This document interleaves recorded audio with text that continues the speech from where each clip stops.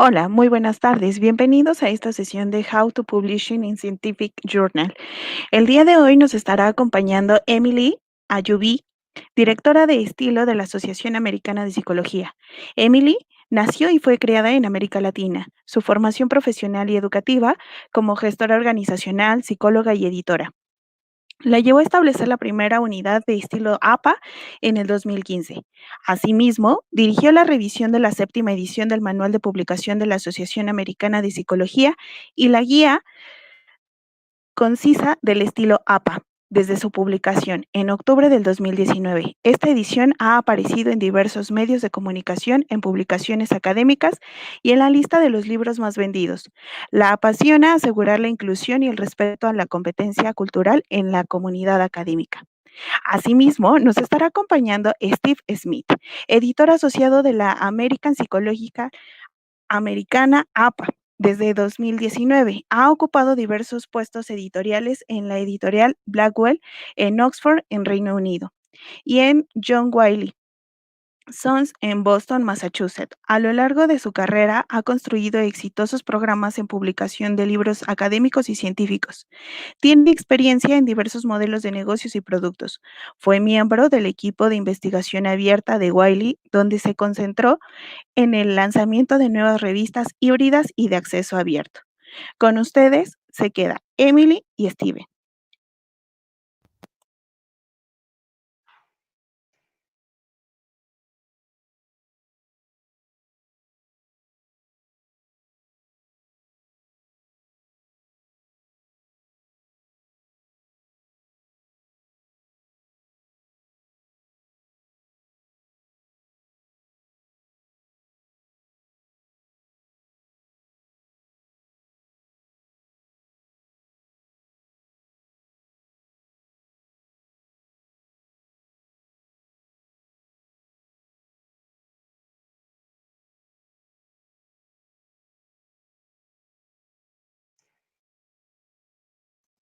Steve?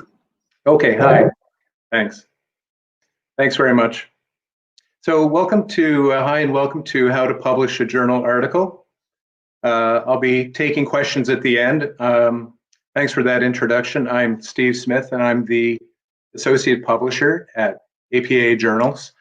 And having joined the end of 2019 after a career at Blackwell Publishers in Oxford, UK, and then at, as you heard, at John Wiley and Sons in Boston, Massachusetts. And I've served in various editorial capacities.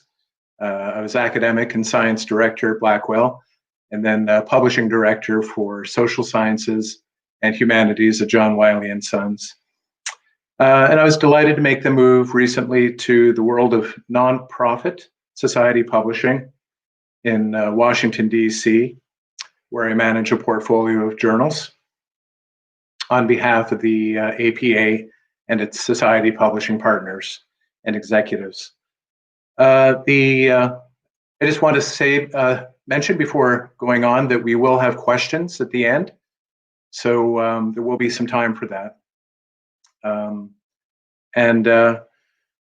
So in case you weren't aware, APA Journals is the society publisher that publishes over 90 journals, and with some of the most widely circulated and cited journals, publications in the behavioral and social sciences.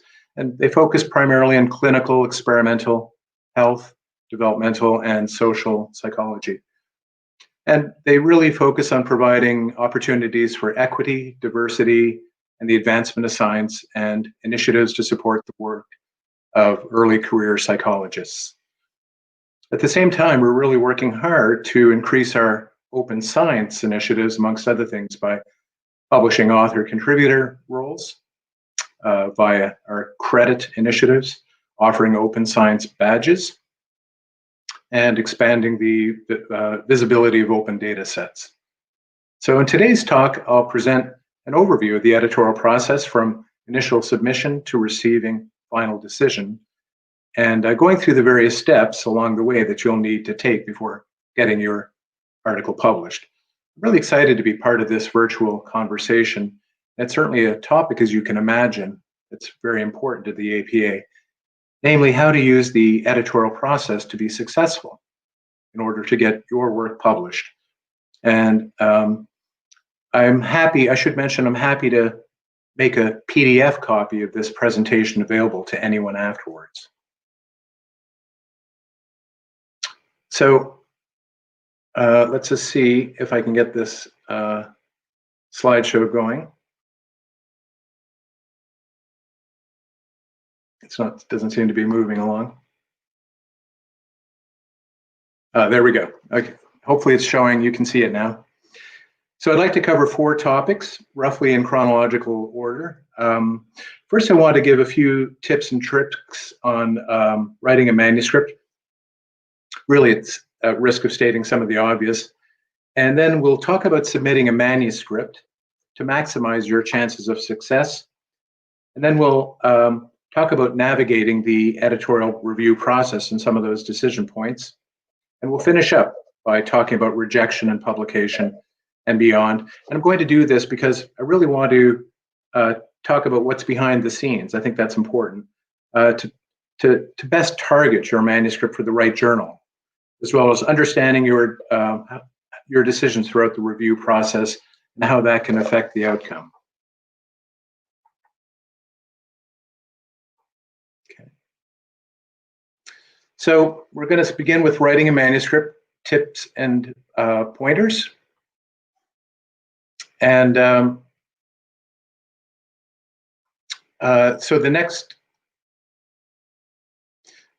first thing to do is to develop a plan, as you can imagine, and this is no different from anything you're doing already. Developing an idea, organizing your project and research, deciding on your author team, and of course using an APA journal article reporting standards to help frame your research plan. And of course, in all of this, the main thing is to prepare your paper, pay attention to the basics, and again, at risk of stating the obvious, what questions do you want answered? And that's true of any paper. The goal should always be to advance the science, research, or practice, ensure the sound methodology, plan data and analysis before the collecting, and as I mentioned earlier, it's helpful to use the APA-style Journal Article Reporting Standards, or JARS, to help frame your research plan. And crucially, just review the aims and scope of the journal to which you want to submit, and we'll come back to this shortly. So on that score, what is JARS? Well, it provides guidelines for effective communication of behavioral science research, and it includes what should be included in all manuscript sections for quantitative research, which helps increase the reproducibility of science, qualitative research, which increases the methodological integrity of science, and mixed research, so qualitative with quantitative methods. And of course, the breadth and complexity of psychological research makes clear reporting standards a must. You can find more on this at, I put the link there, at our APA digital resources. So I've spoken to, a number of editors through the APA, and trying to distill some of the feedback that you get from there. And the tips from the editor, a lot of the things that you typically hear from the editors are just make sure that you tell a story in your paper. You want it to be compelling and convincing in terms of the introduction. So, they talk about convincing the reviewers and the editor that it's an important paper with an important message. Almost think about it as a kind of marketing, and make sure that the story comes through. So in the introduction, make very clear and explicit why your study is needed, why we should care, and why, in a sense, why should they care? What's the problem you're solving? And clearly state the hypothesis and aims of your paper. Similarly, with the story itself, just tell a story in your methods. Justify the measures you're using, justify the design, the analysis, the participants. Make sure the readers understand why you made these key decisions along the way.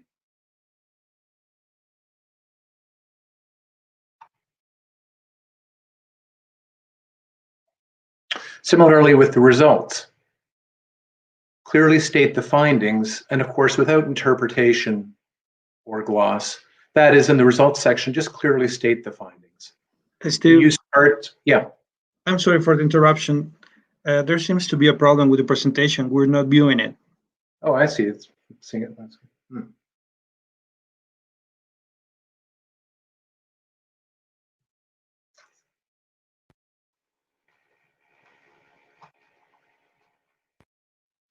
Are you seeing it now? Is that? Please try to share your screen again.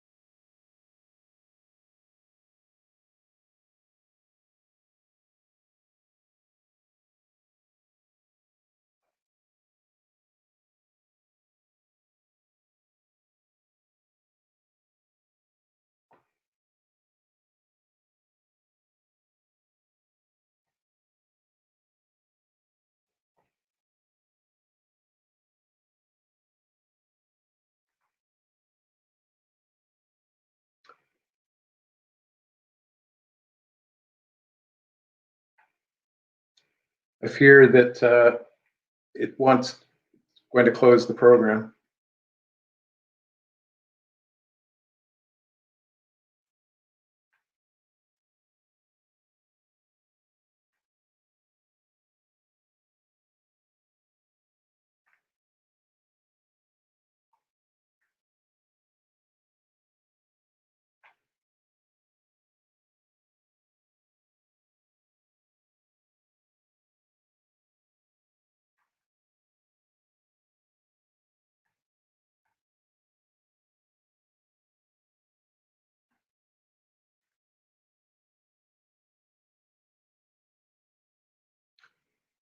Marco, I think there's a slight risk that it'll close the program.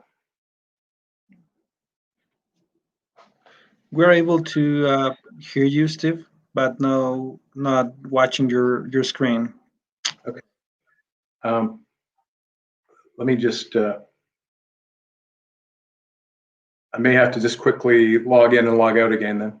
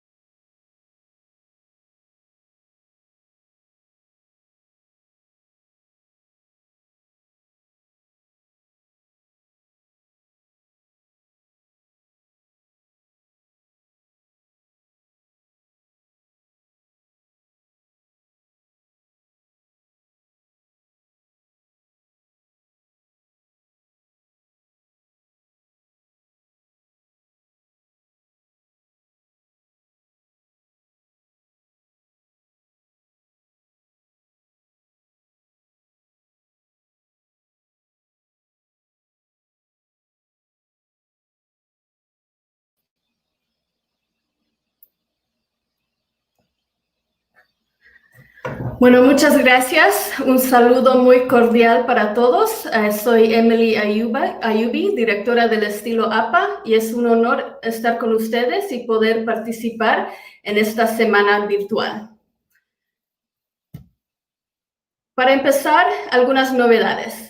En octubre del año pasado, la Asociación Americana de Psicología presentó la 7ª edición del Manual de Publicaciones de la APA, que reemplaza la 6ª edición publicada en el 2009. Durante esta década, entre ediciones, por supuesto, muchas cosas cambiaron. Por ejemplo, es aún más importante la aplicación de normas éticas y el uso de un lenguaje inclusivo y sin prejuicios.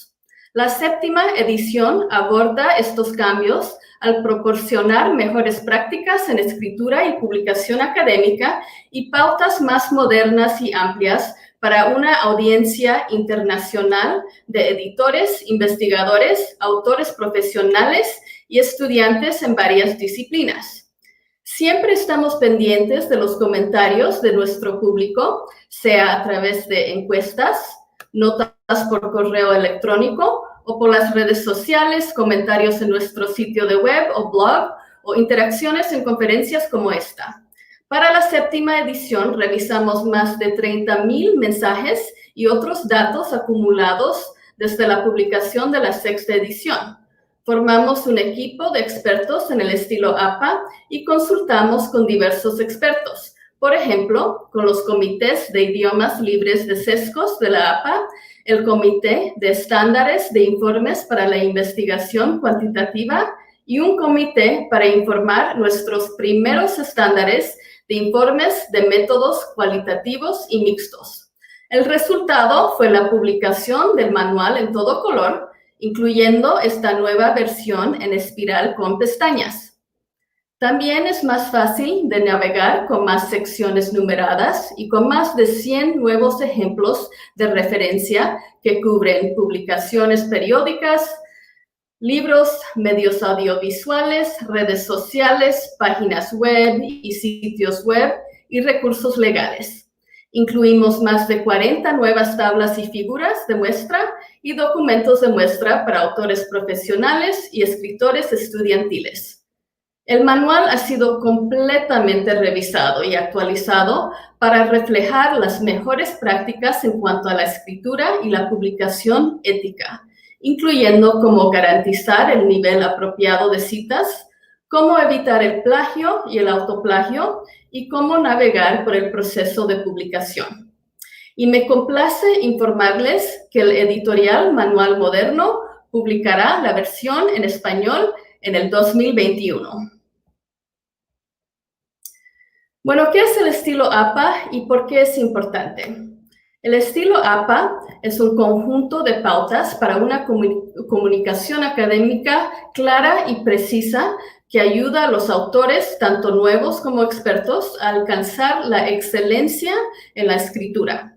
El estilo APA es utilizado por millones de personas en todo el mundo, sea en psicología u otros campos como la enfermería, las comunicaciones, el trabajo social, la educación, los negocios, la ingeniería y muchas otras disciplinas.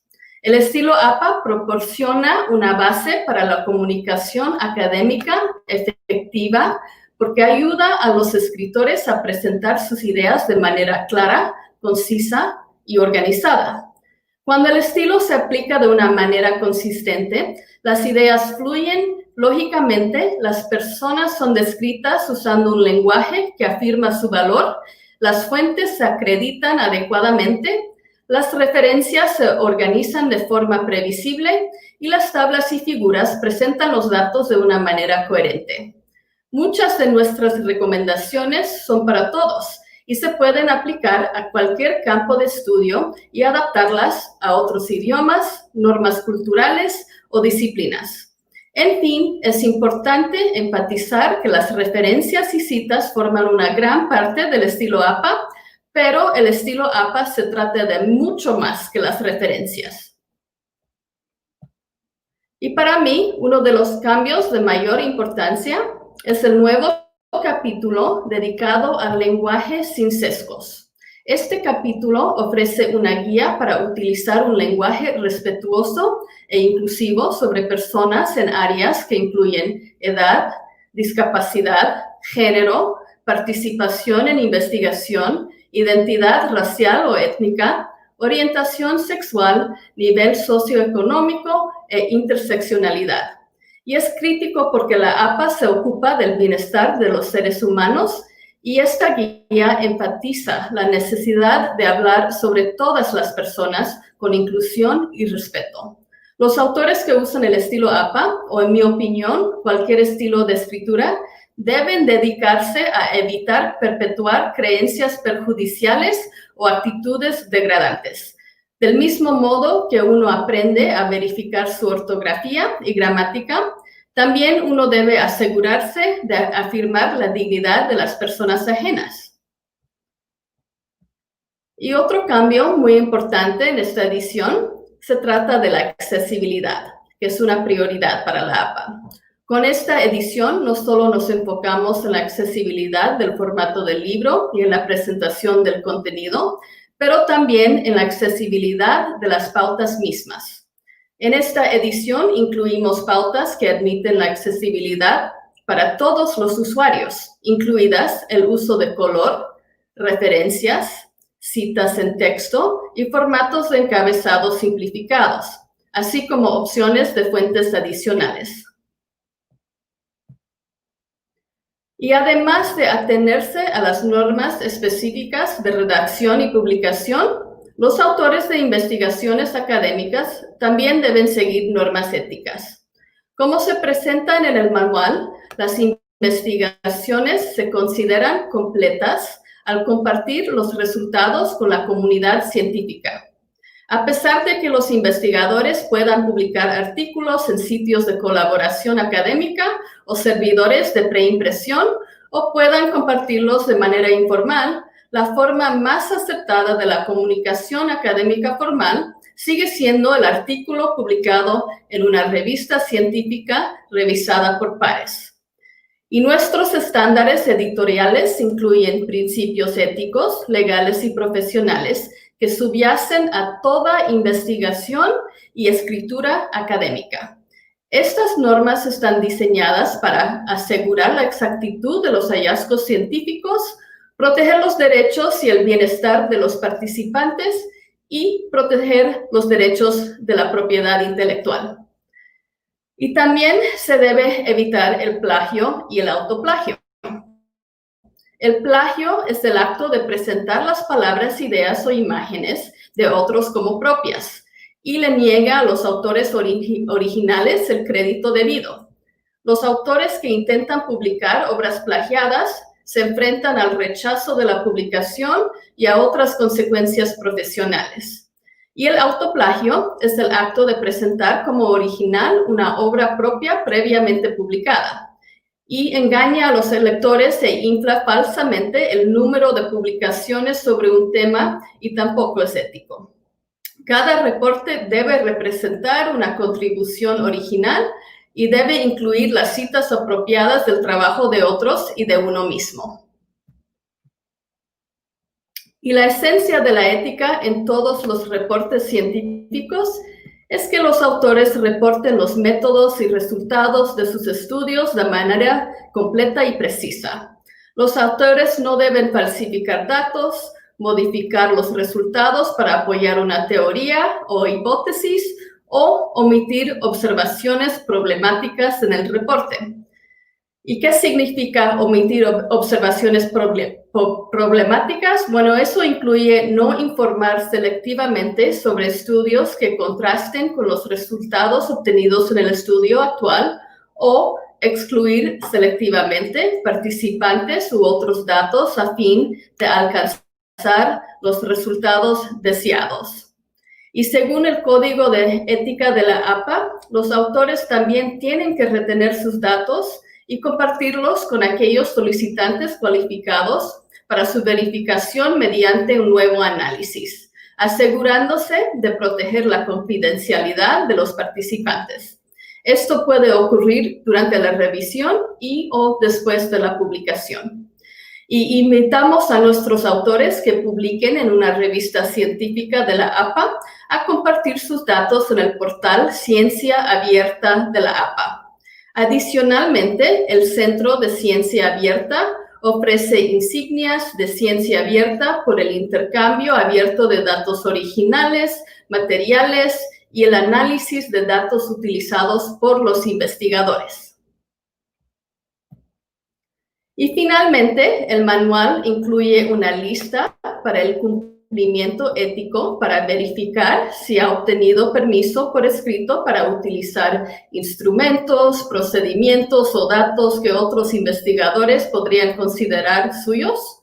si ha citado correctamente todas las obras, las ideas y creaciones de otros presentadas en su manuscrito, y si ha obtenido por escrito los permisos y las atribuciones de derechos de autor, si han revisado el manuscrito todos los autores y si están de acuerdo por tomar responsabilidad por su contenido, si ha protegido adecuadamente la confidencialidad de los participantes de la investigación y muchos más detalles que se encuentran en el manual.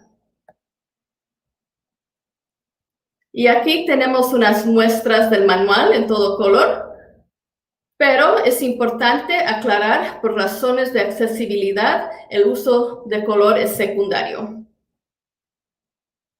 Y con eso, gracias a todos. Si quieren aprender más acerca del estilo APA o el manual de publicaciones, aquí tienen nuestros datos. Y con eso, se lo devuelvo a Steve. Steve, back over to you.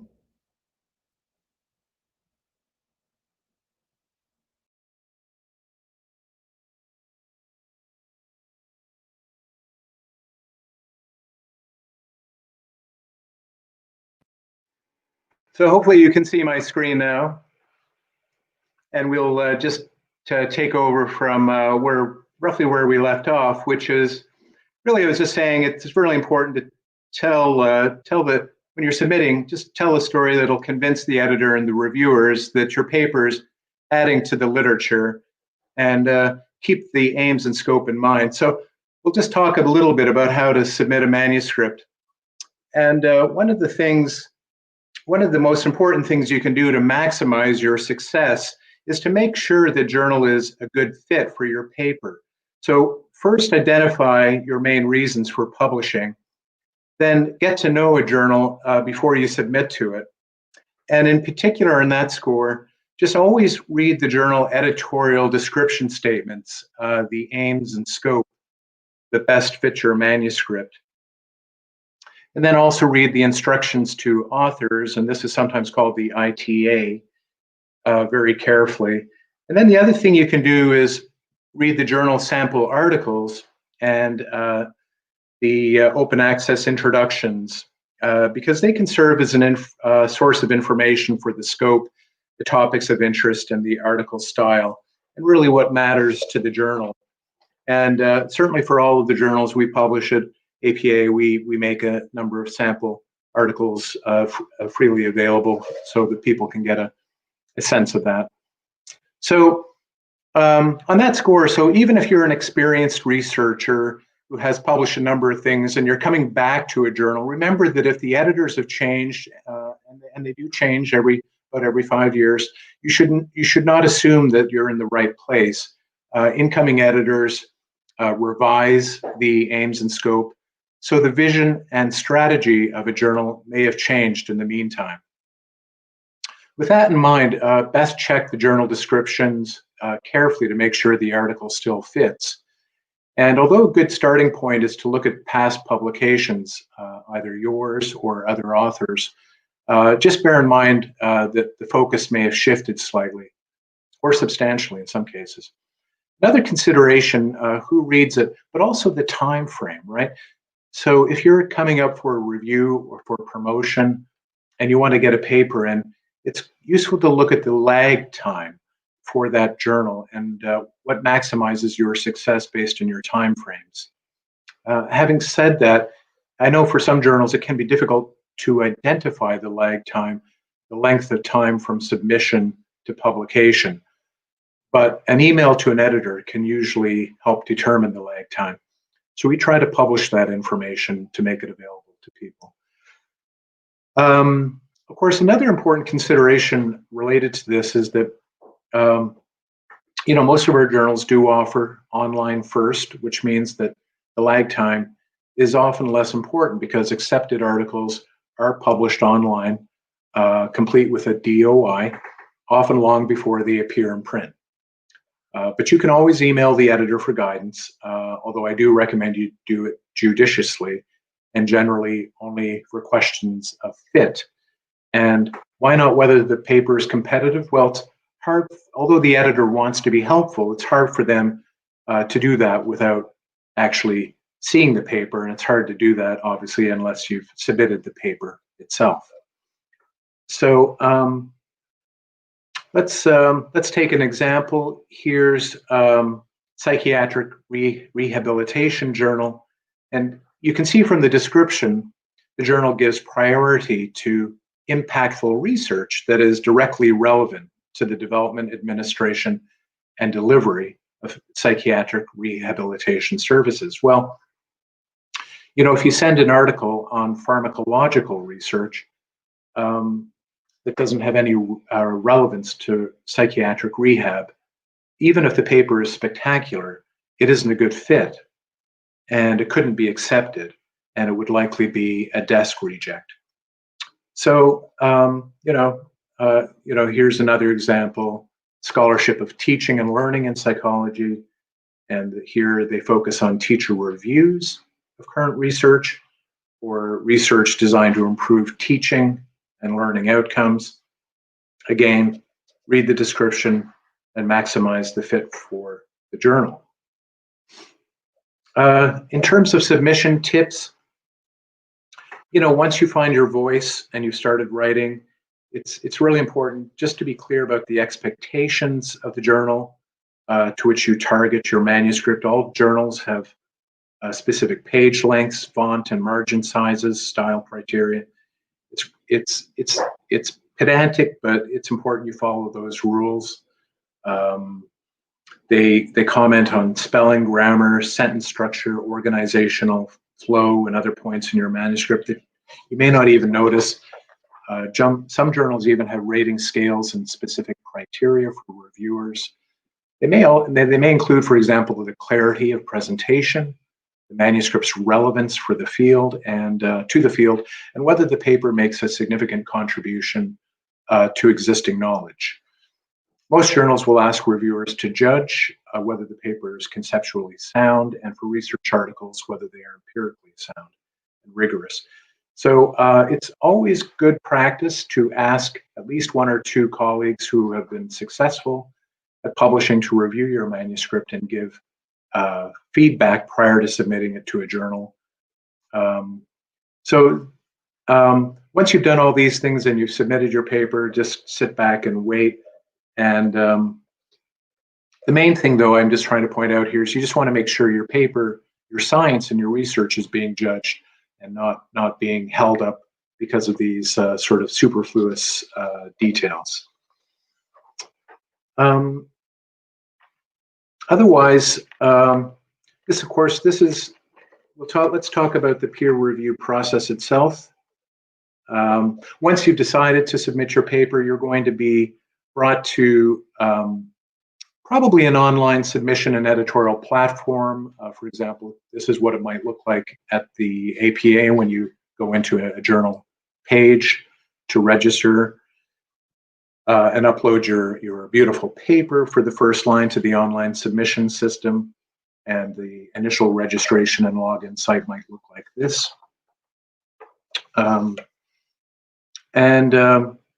This is the typical manuscript workflow. The process looks like this. In the upper left hand, you see where you upload your paper to a portal. And after that, what happens is it goes to a preliminary what's called a tech check by a peer review coordinator. And they have a list of checks just to make sure that, that they do prior to fully accepting the paper into the system. And after that's been done, it gets assigned to an editor who, assuming it's been approved, and the editor does a preliminary look at the paper to make sure some determinations about its fit and competitiveness for the journal. And if the editor doesn't think it's a good fit or will not be competitive in the review process, it ends up in a desk reject. Otherwise, the manuscript gets assigned to an associate editor or an action editor who handles the manuscript. And for some journals, especially smaller journals, the editor may handle some or all of the manuscripts. And of course, this is mostly how APA journals operate. Journals from other publishers may operate slightly differently. But After the associate editor or managing editor has been assigned, then the next step will, of course, be to invite the reviewers. And the number of reviewers that are assigned can, is typically 2 or 3, but this can vary by journal and by paper, depending on the complexity of the paper, or whether or not the paper is in an area the editor may not be that knowledgeable about. At that point, the reviews come back, can take some amount of time, 4 to 6 weeks, sometimes longer. And the editor may find that the reviews do not always meet their needs. And at that point, the editor may invite additional reviews, depending on the quality or timeliness of those reviews. And after those reviews come back, the editor has decided that there's enough information to decide the associate editor can recommend a decision. And then the decision comes to the editor to make the final decision. And the editor rarely overturns a recommendation by the associate editor. However, sometimes it may be discussed or reviewed for additional input. After that, it may need another round of revisions. So that's the R&R, the revise and resubmit process. And it goes back to the invite reviewers and through that process again, where it's possible that the paper at this point is accepted or rejected. So I just want to mention that, sometimes people talk about what's really in this process. And all I wanted to point out here is that, there is a human element behind all of this. Decisions can be based on, the biases, preferences, frustrations, idiosyncrasies of people. And it's an imperfect process to some degree. And as an author, I just encourage you to remember this, in part to maximize your chances of success, but also that you don't take things, too personally. And there are things that are outside of your control, but there's also things you can do to help, maximize your chances for success. So let's talk about the, the basic process again. On the face of it, the editor takes a look at the manuscript, determines whether it's a good fit for further consideration. All things being equal, it'll then be sent out for review, 4 to 6 week turnaround. The editor drafts the decision letter based on reviewer feedback, their own reading, the end, right? Well, we talked earlier about this desk reject. Let's just pause on that briefly. This is when a submission is rejected by the editor without being sent for review. Now, a desk reject typically happens for one of 2 reasons. It can be about fit within the scope of editorial coverage, sometimes broad, the scope is broad or narrow, or competitiveness, the quality for that journal. And that's determining whether they believe it's worth for further review. And I guess editors would say desk rejects happen. It's not personal. It doesn't mean it's not a great paper. And don't give up even if a journal rejects your manuscript outright. It may simply mean it's not a good fit for that journal for whatever reason. So let's talk about the other part we mentioned earlier, the revise and resubmit in red here. And all I want to point out here is that you're in understand that you're in a process and there may be multiple revisions. And here it's important to make things easy for the reviewers. How? Well, they're the people behind the scenes, and they're slogging through the complicated revise and resubmit process. It's hard to follow what's being changed, and the cover letter isn't clear, and the reviewer is getting frustrated, or it's probably not helpful to anyone. So it's always helpful to make things as easy as possible during this process. So, and I mentioned here, if English is not your native language, we do offer resources and discounts. Here, there's a website here that where you can have your paper read through and edited. And there's also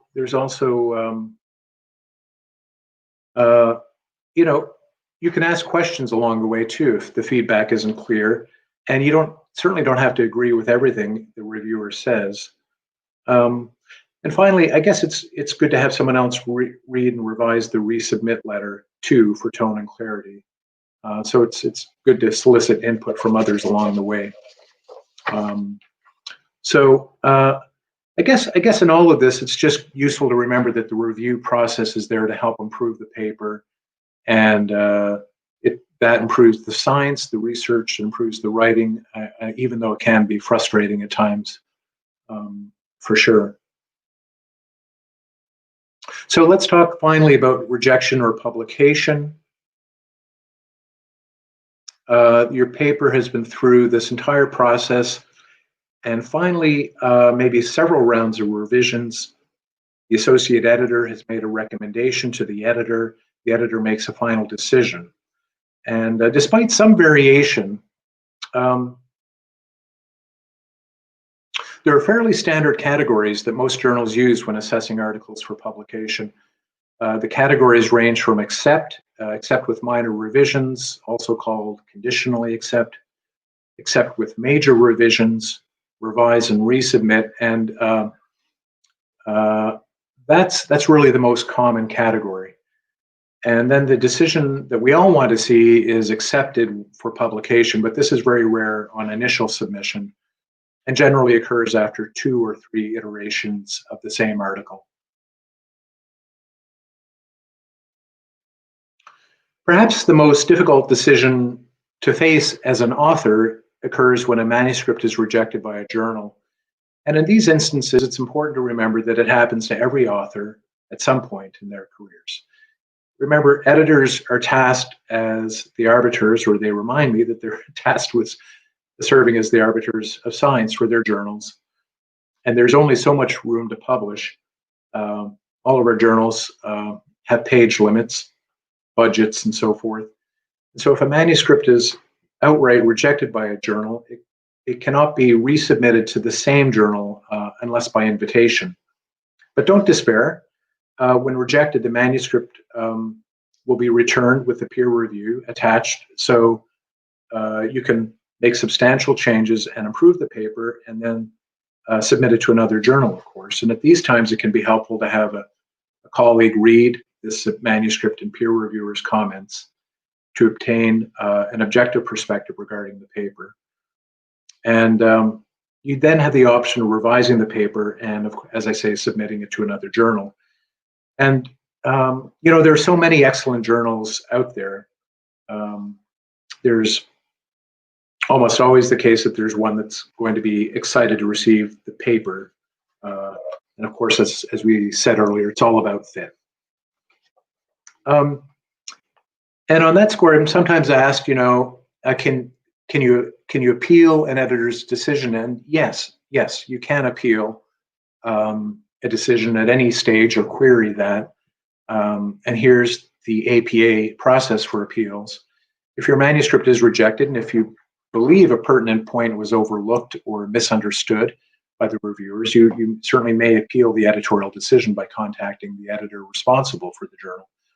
The editor might then decide to send the appeal to the associate editor who handled the initial submission.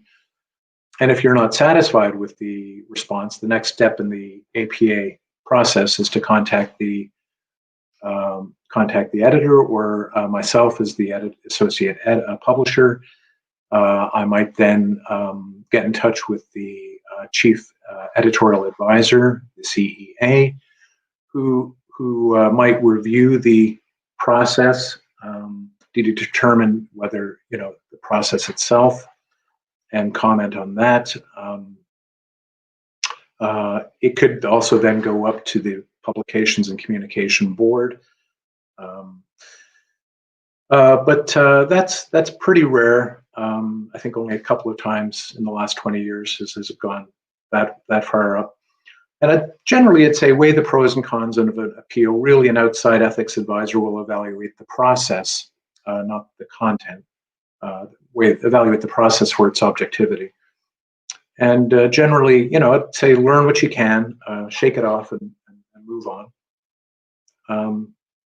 So after the decision, if your manuscript was accepted, celebrate. If it wasn't accepted, you're certainly not alone. Learn from the reviews, seek advice from colleagues, revise and resubmit elsewhere.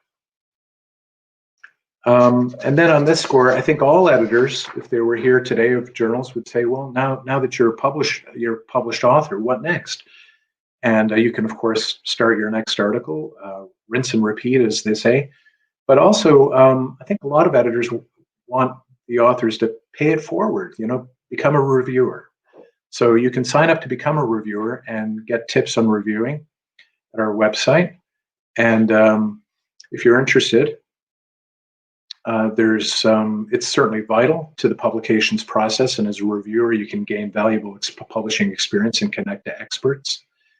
And there you just need to be a published author, keep up with the latest research, and allow necessary time, maybe 1 to 4 hours per manuscript.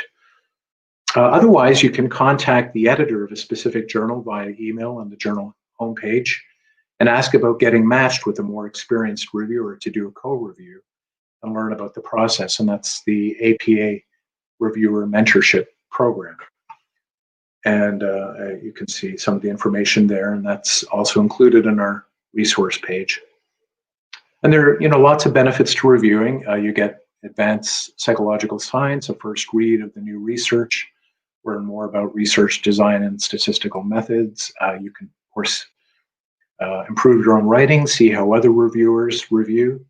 It's a stepping stone to editorial boards and associate editorships. And of course, you get credit in the wider community for doing so. So I think that those are the main points I wanted to make. Here's a page of additional resources. And as I said earlier, if you'd like a PDF copy of the presentation, I'd be happy to send it along to you or make that available through Marco. There's no shortcuts or magic formulas, as I'm sure everybody here knows, but of course, the more you do it, the easier it becomes. Every manuscript has a home. It's just a matter of finding the right one. And Marco, I guess I will end this presentation, and if there's any questions, I'm sure Emily and I would be happy to take them up now. Thank you.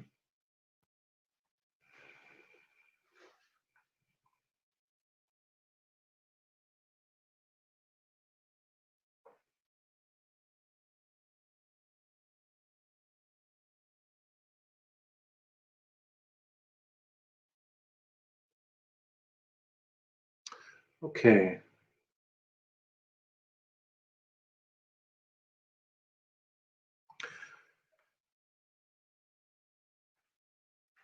So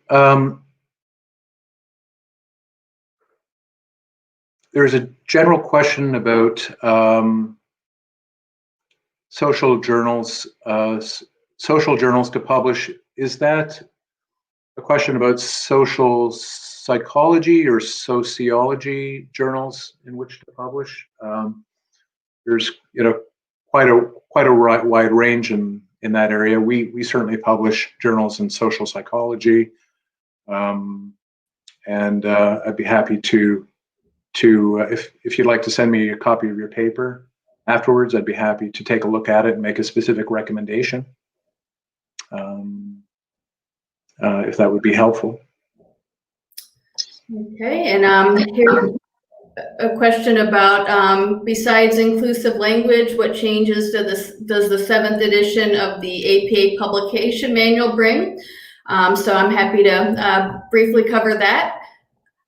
We have made a lot of changes in the 10 years since the release of the 6th edition, including what Steve mentioned about APA-style journal article reporting standards. So one significant change was to expand our quantitative research reporting methods guidance, but then we also added, for the first time in the 91-year history of APA-style guidelines on qualitative and mixed methods research reporting standards. So that, the inclusive language, the expansion of reference types, ethical publishing and writing were some of the most significant changes to the 7th edition of the manual, as well as making sure that we had resources for students as well for the first time in the publication manual.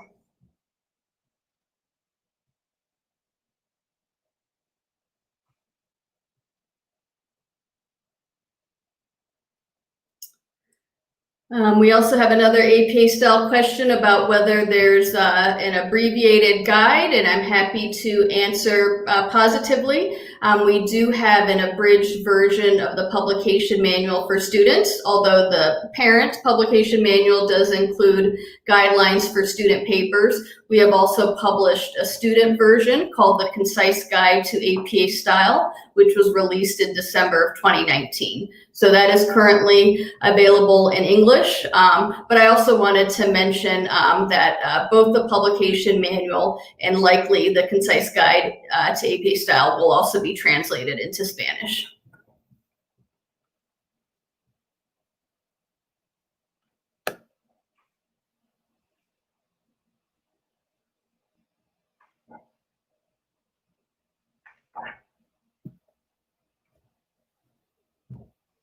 In case it's useful, there's some really helpful resources might be worth mentioning.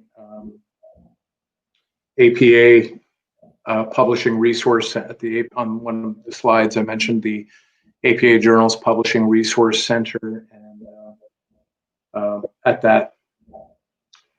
on that page there's a lot of resources that you can find for journal publishing, journal articles, permissions. I know, Emily, there's some very good resources for APA style and so forth, how to promote your papers. That's right. Yes. Yeah, we definitely encourage everyone to go to the main APA website, apa.org, which has lots of resources about publishing, and then also the apastyle.org website, which is specific to APA style, and we've added lots of free resources for the public specific to 7th edition style. And I see we have another APA style question. It says, when you want to write a scientific book in APA style and when writing a in-text citation, is it necessary to put 5 or 6 authors with a single author in the year is possible? So one thing we did with consulting with our accessibility experts was to streamline our in-text citations. So those of you who use the 6th edition or some of the older editions may remember that we had some complicated rules about in-text citations, when to use et al, when not to. We have completely streamlined that. So now anytime you have 3 or more authors, you will always use et al the first time when you're citing those authors. And then similarly in the reference list, where we used to list fewer authors, you can now list up to 20 authors in a reference entry. And this was for reasons of accessibility, but also because many people now use reference managers. So to avoid errors with some of the references and reference managers, we wanted to streamline that process for you to the extent possible, as well as balance the lack of authors showing up in the in-text citations. Yeah, and in terms of how long it takes to review articles, I mean, that does vary to some degree on the journal, but I think you need to allow 4 to 6 weeks minimum.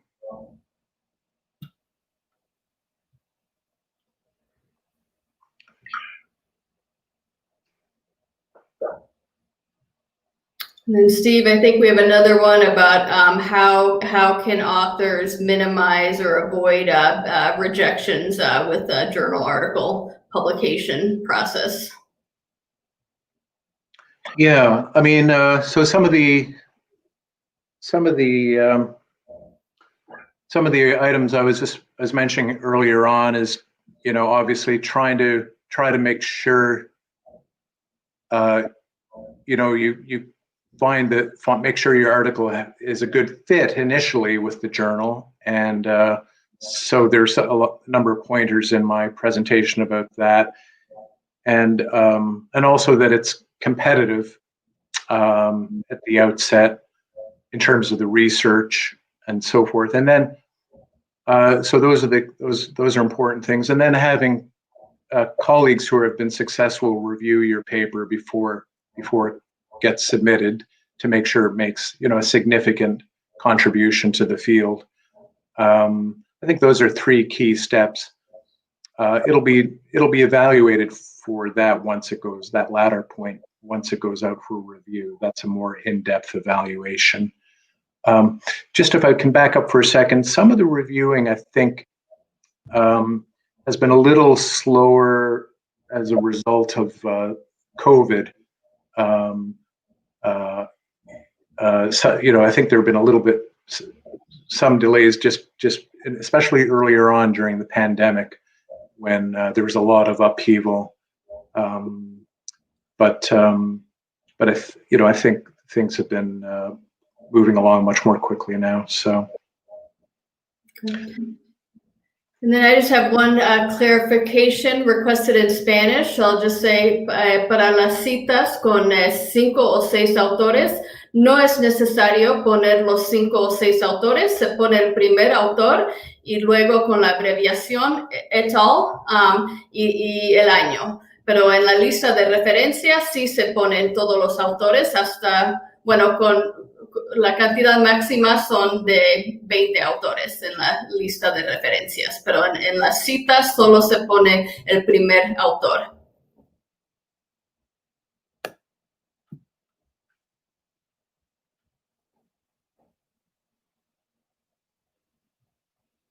Steve, did you have anything else you wanted to add there while we wait to see if any more questions come in? Well, interestingly, the research output in recent months has increased significantly. The number of submissions that we've been receiving, perhaps counterintuitively. So that's been somewhat unexpected. Yeah, a lot of people at home writing and trying to publish. Would you say that the rejection rate has changed with the increase in submissions? Well, certainly it's a little too early to say. And of course, one potential, it's potentially we may discover next year that the increase in submissions this year may result in a decrease next year.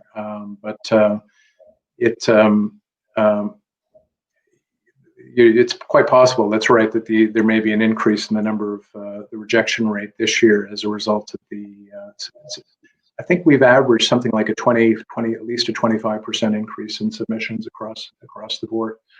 Wow.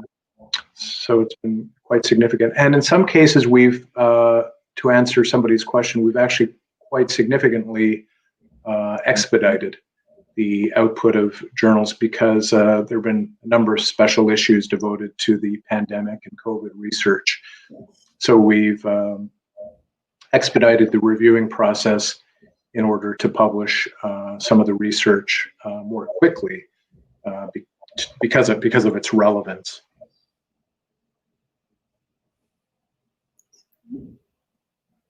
And I imagine you still encourage all of both aspiring authors and experienced researchers to continue to submit manuscripts to APA journals. Absolutely. We one of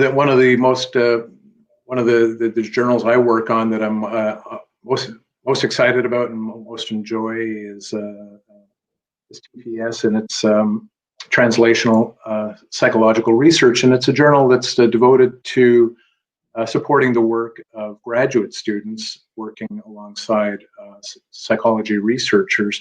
But it's really an opportunity for early career psychologists to publish their work and their research. And one of the papers was picked up very recently by the APA Communications, and was promoted quite widely through their social media, Twitter, and so forth, and picked up fairly widely in the media as well, to do with research on race and women and race. And it was wonderful just to see this research that a graduate student in Michigan had done get picked up very widely in social media and across in the media and the wider media as well. And so, yes, there's opportunities in the APA to promote the work of early career psychologists. Great. It's a good time to be in publishing and to be increasing the depth of research, which is especially needed now. And I think with that, Steve, we've completed the questions. So we just want to thank everyone y muchísimas gracias a todos. Le agradecemos su participación y por ser tan amables con nosotros. Muchas gracias a Emily y a Steve, que estuvieron el día de hoy comentándonos algunas cosas importantes sobre el estilo APA, sobre publicaciones en APA. Pues muchas gracias. Los invitamos para seguir la programación de la Semana Virtual de Conrisit. Por la tarde habrá algunos talleres que pueden ser de su interés. Y pues muchísimas gracias de nuevo, Steve y Emily. Thank you. Gracias. Gracias.